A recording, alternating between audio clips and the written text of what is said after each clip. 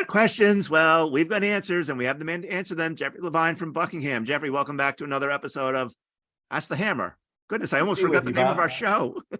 What's that? I said I almost forgot the name of our show. I'm just kidding. No, that's all right. I have confidence that you will nail it, Bob. I will nail it. I've got a question. It's an interesting one, at least from my perspective. It goes like this. I own some stock in a company that received a tender offer. Do I have to pay a capital gains tax, and when? And also, I have some capital losses. Can I delay those losses to offset any gains from the tender offer?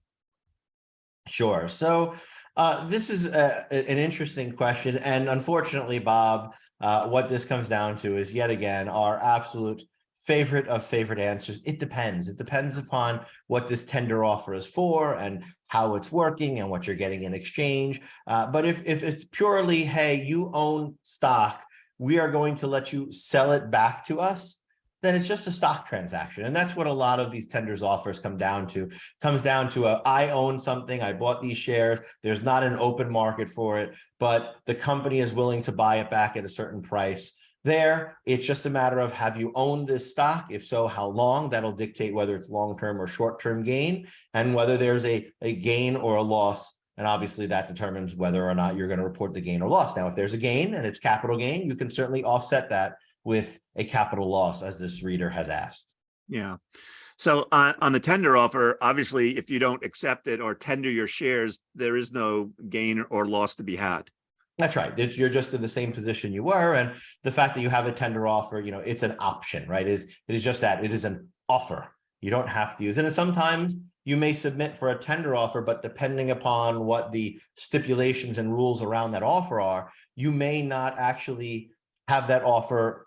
You may not actually see your request fulfilled, or it may be for a limited amount. For instance, the company may say, we're only going to redeem X number of shares, and the tender offer ends up, quote unquote, oversubscribed, meaning they're only redeem 1% of the outstanding shares, for example, but they have a request to redeem 5%. There's different options, right? Sometimes there's they'll just do it pro rata, right? Sometimes they'll say, well, how much will you accept? And you can kind of, obviously the lower acceptance, like the lower the price that you'll accept, they might start there, because that's good for the company. So there's all sorts of different things. And usually tender offers are accompanied by a big, long, multi-page document that explains all the potential benefits and drawbacks and things like that. You might want to read that, right? It does get a little bit complicated, and each of them can have its own nuances to it. So you just want to be aware of what those rules are for your specific tender offer.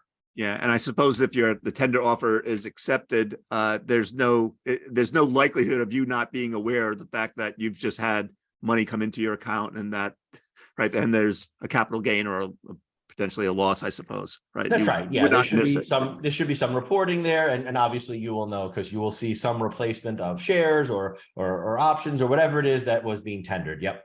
Yeah. All right. Well, I'm hoping that our viewers tender their questions to us. That's right. And we promise to answer them with tender love and care. That's it. So give us a shout. Email us at askthehammer@buckinghamgroup.com. Again, that's askthehammer@buckinghamgroup.com. And Bob and I look forward to seeing your questions real soon.